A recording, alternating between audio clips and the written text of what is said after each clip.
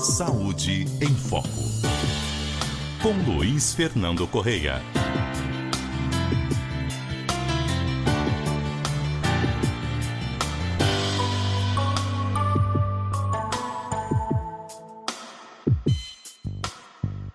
Muito bom dia, doutor Luiz Fernando Correia.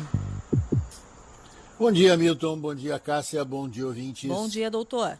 Doutor Luiz Fernando Correia nos ajuda a esclarecer aí as várias dúvidas que surgem a partir das notícias em torno daquele depoimento de Anthony Fauci lá nos Estados Unidos, no Congresso americano, no Senado americano. Bom, Milton, aconteceu no dia 29, né, semana passada.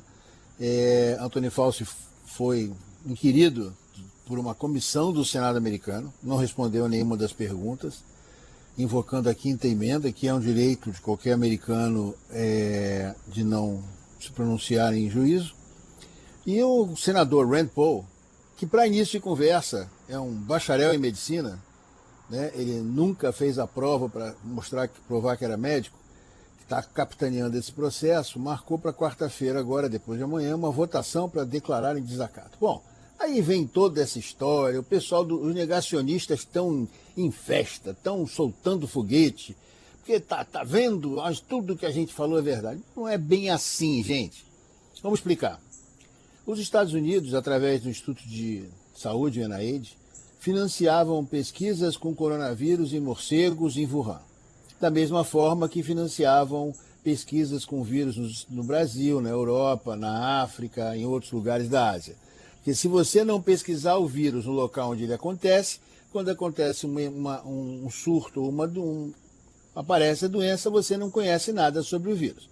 Então, esse financiamento passava por uma organização chamada EcoHealth Alliance e uma parte ia para esse laboratório. Só que é o seguinte, a pesquisa não era sobre Covid, era sobre coronavírus, que é uma classe de vírus já conhecida já há décadas. O SARS-CoV-2, que causou a pandemia, não era nem conhecido nessa época. A pesquisa justamente era para tentar antecipar quais coronavírus poderiam infectar seres humanos. Existem indícios de que a fiscalização não foi ideal, ela falhou. O inspetor-geral do Departamento de Saúde publicou uma auditoria que mostrou que o NIH e o EcoHealth não monitoravam os resultados. Só que isso não foi levado muito a sério e, enfim, não trouxe nenhuma coisa. E o problema é o seguinte, existe uma expressão que as pessoas estão falando, repetindo, sem entender muito bem, a maioria delas, o que é. Chama ganho de função. Ganho de função é quando você estuda um organismo no laboratório e pesquisa se ele vai desenvolver alguma característica nova. Ou seja, no caso do vírus, ele é um vírus de morcego, será que ele pode infectar outros animais? Será que ele pode infectar humanos? Então, isso é uma expressão uma expressão técnica, biológica. No sentido da regulação americana, também, aí que vem o problema, também quer dizer a possibilidade de criar um organismo mais agressivo. Isso exigiria uma revisão federal. O NIH, segundo o Fauci já disse no Congresso anteriormente, não financiou ganho de função em Wuhan. Em maio de 2024, o vice-diretor do NIH respondeu a mesma pergunta, só que ele falou genericamente. Ele falou, sim, financiamos. Na verdade, eles financiaram o estudo para saber se será possível. Não quer dizer, não existe nenhuma evidência pública, quem está falando isso é mentiroso, não existe nenhuma evidência pública ligando nenhum experimento científico ao surgimento do SARS-CoV-2. E aqui tem fonte científica disponível importante. O grupo científico independente que a OMS criou, o SAGO, publicou em junho de 25 um relatório de 78 páginas assinado por 27 especialistas. Ele diz duas coisas ao mesmo tempo. As evidências apontam para uma origem natural, ou seja, o SARS-CoV-2 saltou a barreira das espécies, ou seja, ele era um vírus de morcego, passou para um outro animal e daí para o ser humano, ou até mesmo diretamente do morcego para o ser humano. A tal hipótese, ou teoria conspiratória de um acidente de laboratório, não tem como ser avaliada porque a China não fornece os dados necessários. Então não temos esse dado. E tem uma coisa que é importante aqui também lembrar. Um acidente de laboratório não é a mesma coisa de ser um vírus construído em laboratório. Um pesquisador pode se infectar com um vírus natural, quando ele está trabalhando, sem que ninguém tenha modificado nada nesse vírus. Ele estava trabalhando, ele tem que ser laboratórios especiais, com grande biossegurança, mas podem acontecer acidentes e um funcionário de um laboratório desse pode se infectar e aí o bicho pega, né? Aí espalha.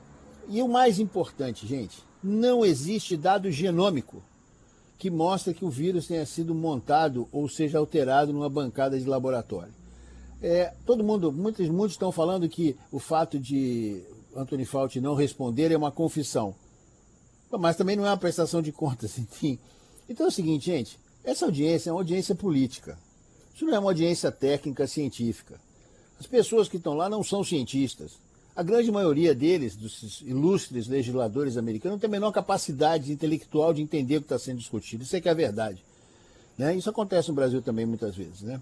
Então a pergunta fica, será que temos que financiar a pesquisa de risco com o vírus? Temos, porque depois a gente não vai saber quando acontecer a próxima pandemia, porque a gente não conheceu o vírus antes, gente.